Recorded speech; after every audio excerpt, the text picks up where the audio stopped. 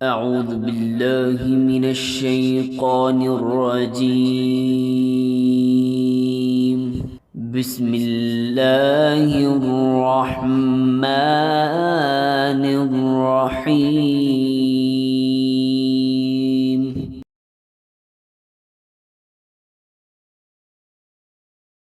میرے معزز خواتین و حضرات اور سامعین، السلام علیکم۔ آپ کو میرے چینل اسلامک سٹوریز ٹائم میں آمدید۔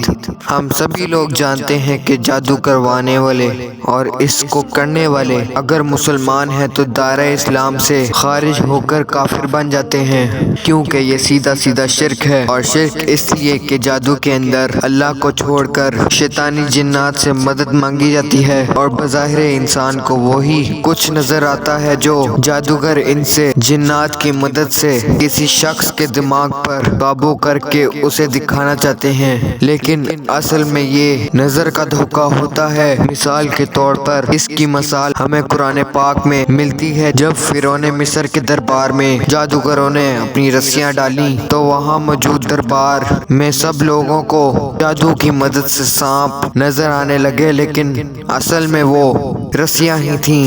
اس کے بعد جب حضرت موسیٰ علیہ السلام نے اپنا عصا مبارک درباریوں کے سامنے ڈالا تو وہ حقیقت کے اندر ایک بڑا اژدہا بن کر ان سب سانپوں کو نگل گیا، کیونکہ وہ اصل میں ایک معجزہ تھا، نہ کہ ایک جادو۔ کیونکہ جادو تو صرف نظر کا دھوکہ ہوتا ہے، لیکن یہ اژدہا حقیقت میں ایک اژدہے کے اندر بدلا، نہ کوئی نظر کے دھوکے سے۔ اس لیے اس وجہ سے وہاں پر جو جادوگر موجود تھے وہ اپنے ہنر میں ماہر تھے، تو وہ سمجھ گئے کہ یہ اصل میں جادو نہیں بلکہ معجزہ ہے، اور اس لیے ایمان لے آئے۔ کیونکہ ظاہر ہے وہ اپنے ہنر میں ماہر تھے، اس لیے وہ سب کچھ سمجھ گئے۔ یہ بات آپ نے ویڈیو کے آخر تک اپنے مائنڈ میں رکھنی ہے۔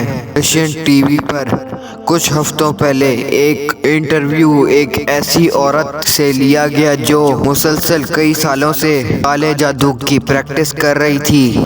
وہ اپنے اس کام میں ماہر تھی۔ جب انٹرویور نے اس سے سوال کیا کہ کیا آپ کے ساتھ بھی کبھی ایسا ہوا ہے کہ کسی شخص پر ایسا چاہ کر بھی آپ جادو نہ کر سکی ہوں، یا پھر آپ کو اس میں انتہائی مشکل ہوئی ہو، تو اس کا جواب سن کر آپ بھی حیران ہو جائیں گے، اور آپ کو مسلمان ہونے پر فخر ہوگا کہ بے شک اللہ کا اپنے پیغمبر پر اتارا گیا ایک پیغام بالکل حق اور سچ ہے، جس میں شک کی کوئی گنجائش نہیں۔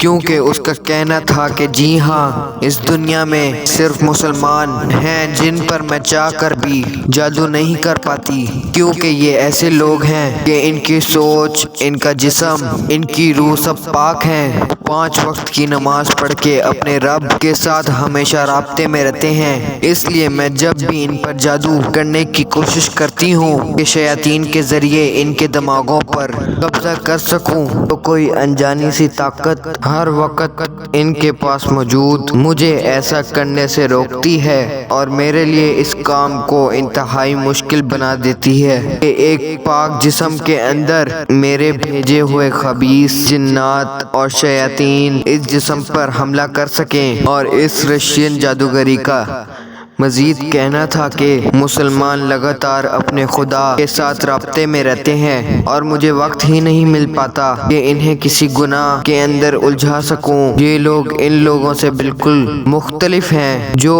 اگلے 1 ہفتے میں چرچ جا کر اگلے 5 سال بعد ادھر چکر لگاتے ہیں، بلکہ مسلمان ہر وقت دعا کی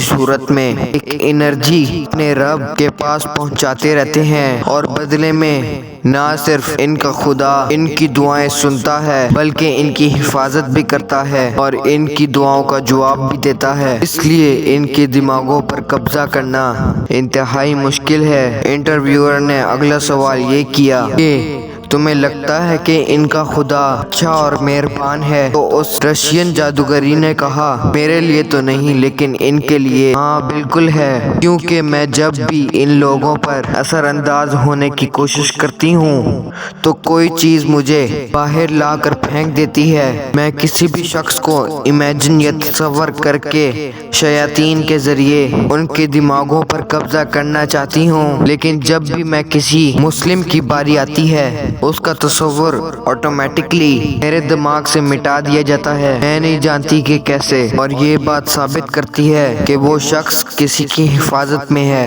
پھر انٹرویور نے کہا کہ یہ مسلمانوں کے ہی کیس میں ہوتا ہے؟ تو اس جادوگری نے کہا میرے کیس میں تو ایسا ہی ہوتا ہے۔ اللہ اکبر! یہ الفاظ ایک غیر مسلم جادوگری کے ہیں، کوئی مسلمان کے نہیں۔ جب اللہ پاک قرآن کریم کے اندر فرماتا ہے کہ ہم نے جن و انسان کو اپنی عبادت کے لیے پیدا کیا ہے، اور جو بھی اللہ کی عبادت کر کے اس کا قرب حاصل کرتا ہے اللہ تعالیٰ اس کی حفاظت فرشتوں کو مامور کر دیتا ہے، اور اللہ تعالیٰ دعاؤں کو سنتا ہے اور اپنی رحمت ان پر نازل کرتا ہے، فرشتے ان کی حفاظت کرتے ہیں۔ تو غیر مسلم اور ایتھیسٹ یہ سوال کرتے ہیں کہ سائنس کیوں نہیں؟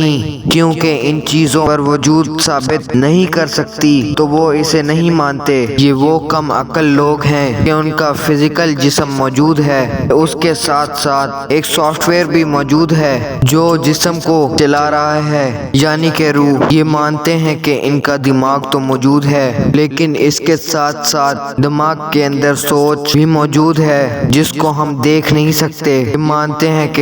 یہ مانتے ہیں کہ گریوٹی بھی موجود ہے اور الیکٹرو میگنیٹک فورس اور ریڈیشن وغیرہ سب موجود ہیں جو کہ ہمارے اس فزیکل انوائرمنٹ کے اندر موجود ہیں، لیکن انہیں انسانی آنکھوں سے دیکھنا ممکن نہیں۔ یہ مانتے ہیں کہ انسان کے اندر غصہ، جیلسی، خوشی، یہ سب فیلنگز موجود ہیں جن کو دیکھنا ممکن نہیں اور نہ ہی اس کو ثابت کرنا ممکن ہے، لیکن پھر بھی ان سب اندیکھی چیزوں پر یقین رکھتے ہیں، لیکن صرف یقین نہیں کرتے تو وہ صرف ان باتوں پر جو قرآن میں اور اسلامی تعلیمات میں بیان کی گئی ہیں۔ تو اس سے بڑی منافقت اور کیا ہو سکتی ہے کہ ان کا سٹینڈرڈ ایک ہی ہے۔ تو یہ سب نہ نظر آنے والی چیزوں اور فزیکل وجود پہلے سے ثابت کریں اور پھر اس پر یقین رکھیں۔ اللہ تعالیٰ نے اس دنیا میں کچھ میٹا فزیکل قانون ایسے رکھے ہیں کہ جو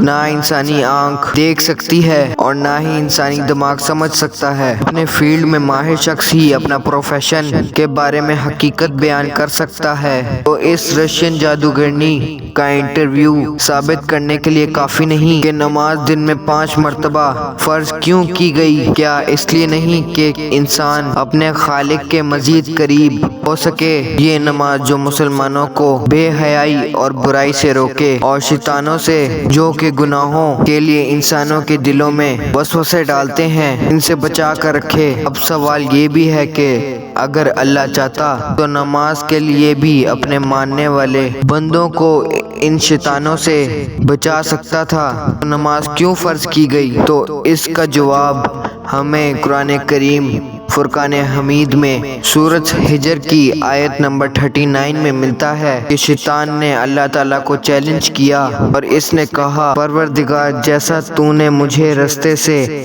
الگ کیا ہے میں بھی زمین میں لوگوں کے لیے گناہوں کو ان کی نظروں میں آراستہ کر کے دکھاؤں گا اور ان سب کو بہکاؤں گا، اور ان میں جو تیرے مخلص بندے ہیں ان پر قابو پانا میرے لیے انتہائی مشکل ہے۔ یہ قرآن کے وہی الفاظ نہیں جو یہ جادوگرنی اپنے انٹرویو میں بتا رہی ہے۔ اس کے بعد اللہ پاک مزید فرماتے ہیں کہ مجھ تک پہنچنے کا یہی سیدھا راستہ ہے، جو میرے مخلص نیک بندے ہیں ان پر تیرا کوئی اختیار نہیں کہ ان کو تو گناہوں میں ڈال سکے، ہاں مگر گمراہوں میں سے لوگ تیرے پیچھے چل پڑیں گے اور ان سب کا ٹھکانہ جہنم ہے۔ یعنی شیطان کا یہ وعدہ تھا کہ وہ انسانوں کو قیامت تک اپنی شیطانی فوج سے بہکائے گا، اور اس کے بہکاوے میں وہی شخص آئے گا جو کہ ناپاکی، بے حیائی اور گناہوں میں ڈوبا رہا ہے، اور چاہے وہ مسلمان ہی کیوں نہ ہو، کیونکہ اس جادوگرنی نے بھی بالکل یہی الفاظ استعمال کیے کہ مسلم